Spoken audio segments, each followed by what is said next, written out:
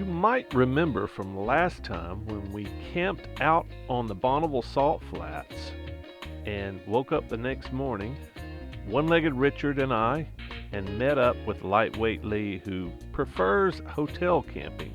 Then we headed north, up around the Great Salt Lake and up into Idaho for some stealth camping on the Oregon Trail.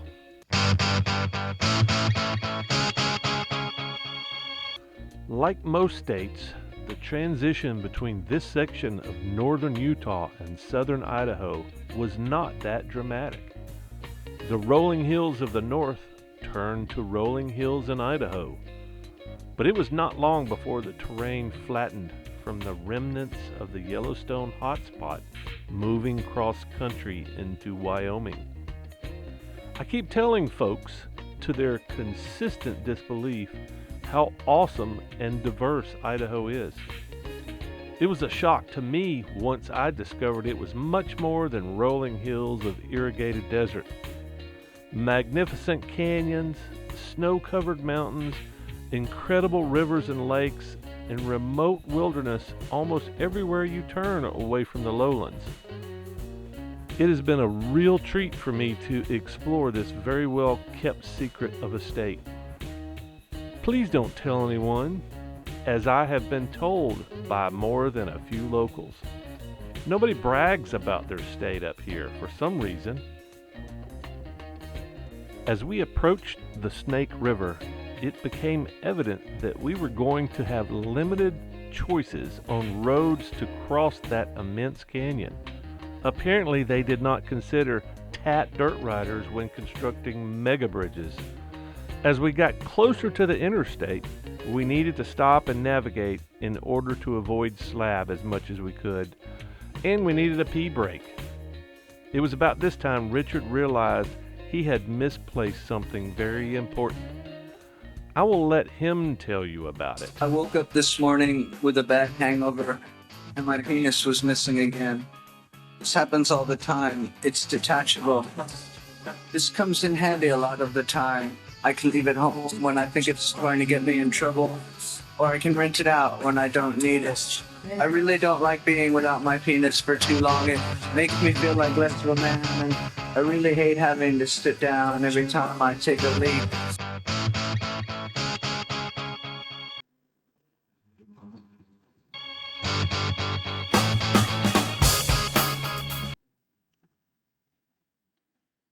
Detachable penis. Detachable penis. Detachable penis. Penis. Detachable penis. People sometimes tell me I should get it permanently attached, but I don't know. Even though sometimes it's a pain in the ass, I like having a detachable penis.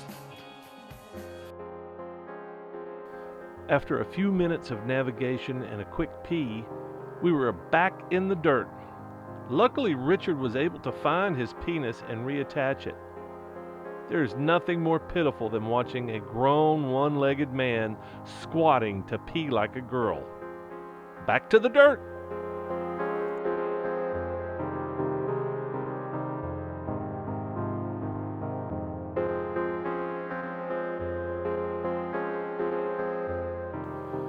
I made mention of the irrigated desert earlier, and that is what you will actually see further north.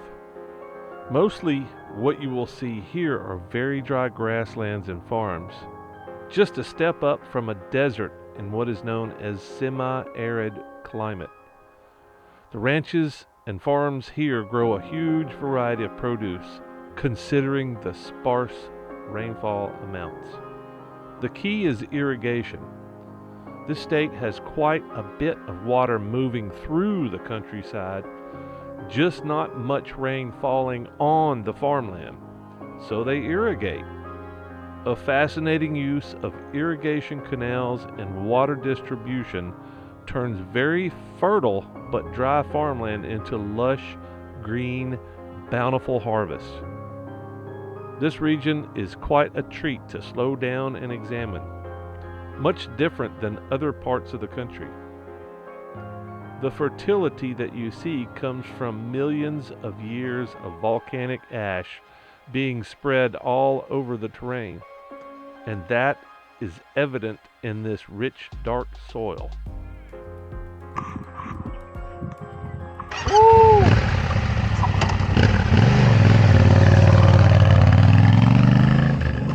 After removing the small flying insect that flew into my helmet and into my ear, we got moving again, but shortly hit pavement and turned towards the gathering, ominous-looking storm. At this point, it was so hot, we welcomed any kind of moisture.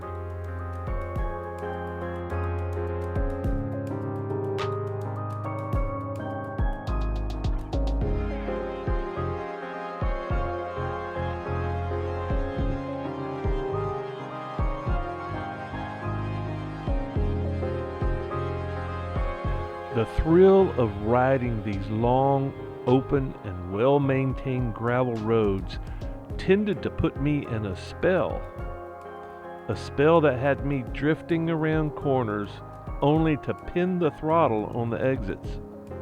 Rarely seeing any vehicles in this remote region led me to a false sense of ease, not worrying about what might be around the next corner.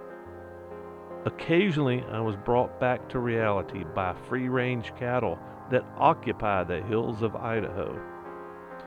In general, you can predict behavior of these ungulates if you are slowly drifting by them. But when you spot them at 70 miles per hour, they spook easily, and you can never tell which direction they will go. You should assume the calves will always dart in front of you last second, as they will.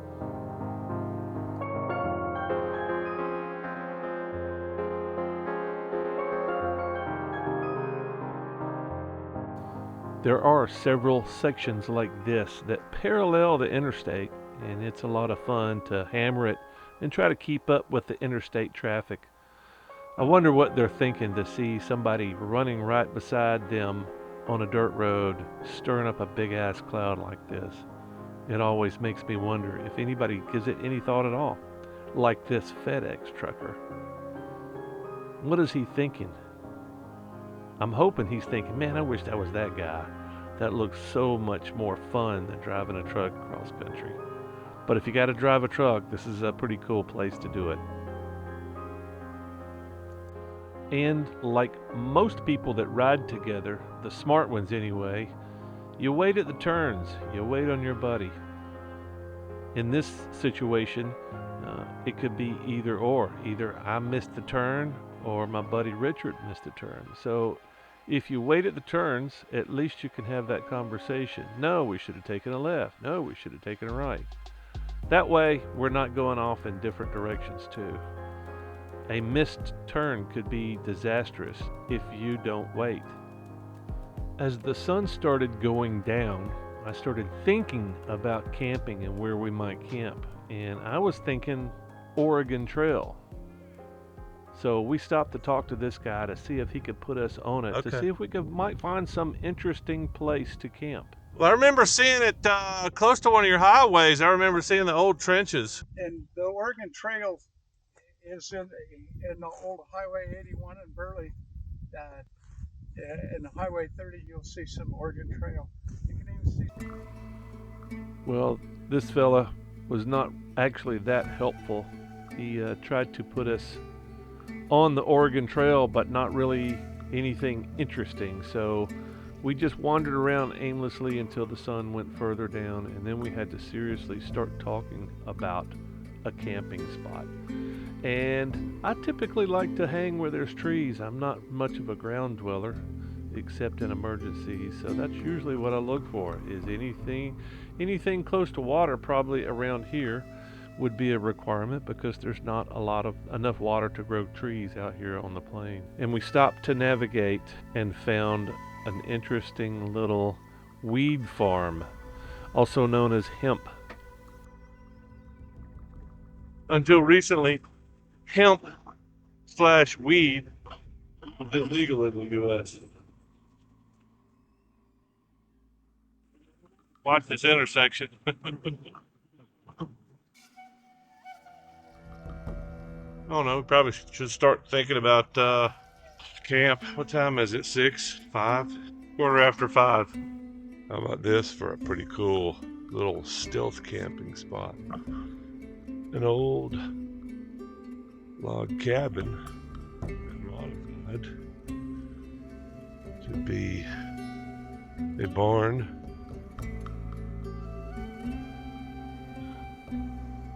It's actually a historic site.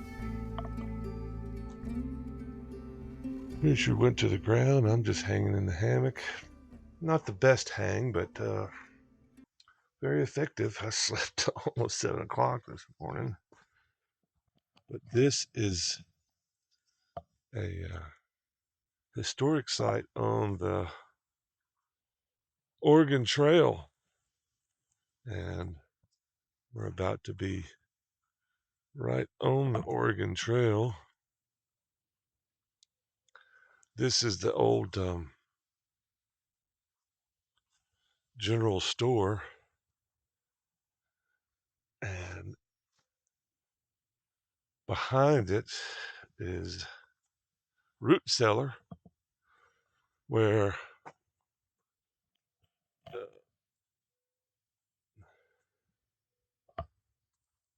the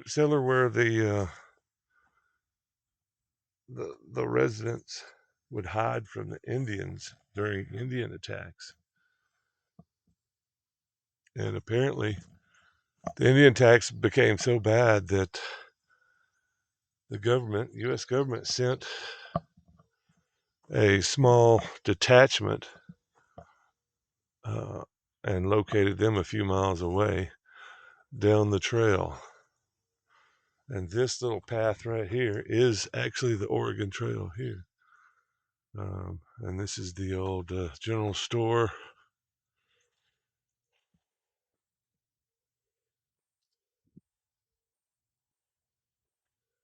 Pretty cool little spot. And look, there's an arrow from some Indian attacks. There's several arrows in here. They're still stuck in here. Yeah. Of course, they're made of iron. Yeah, that's the old root cellar. I would say that's a pretty good bunker.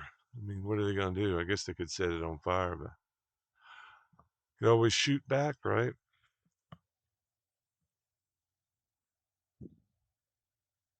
Kind of interesting to think of how hard things were back in the day.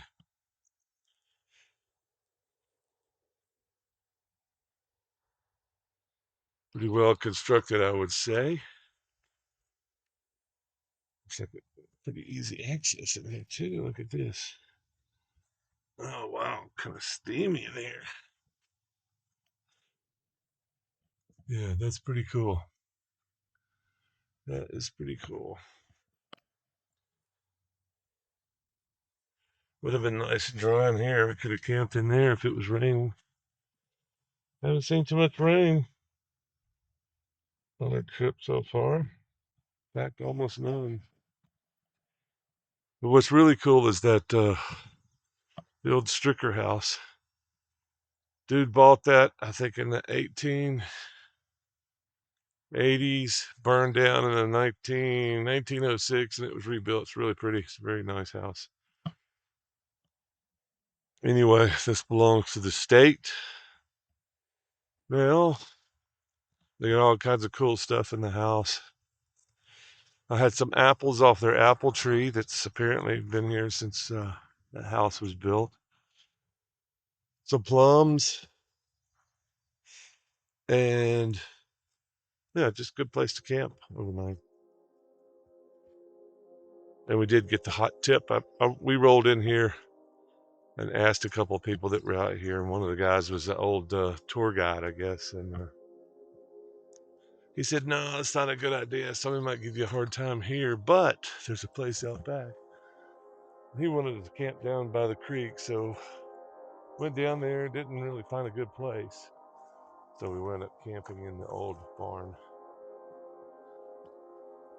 Nobody was the wiser. Alright, yesterday, 361 miles is what we did. Where'd we leave from? Bonneville Salt Flats. Slept in the Bonneville Salt Flats last night. Night before. And a 150-year-old barn house. It was a dance hall at one time too, by the way. Oh, I didn't see Yep. that. That's where we slept last night. We're gonna start heading towards, I guess, Boise City and maybe check out tires or see what the options are there. And enjoy this cool weather that's coming through for the next 5 minutes. Later. We're rolling out of this historic homestead, but first we gotta get the engines warmed up to operating temperature. My shit's blowing up. Yep, okay, mine's warmed up. Remember, kids, never ride on an unwarmed engine, especially if it's got fuel injection. You gotta warm it up just like they had to do 60 years ago. Operating temperature takes at least 20 minutes, 30 minutes, 40 minutes. And it's very dramatic when you're warming your engine up. Ooh, who's that on the loud, obnoxious machine over there?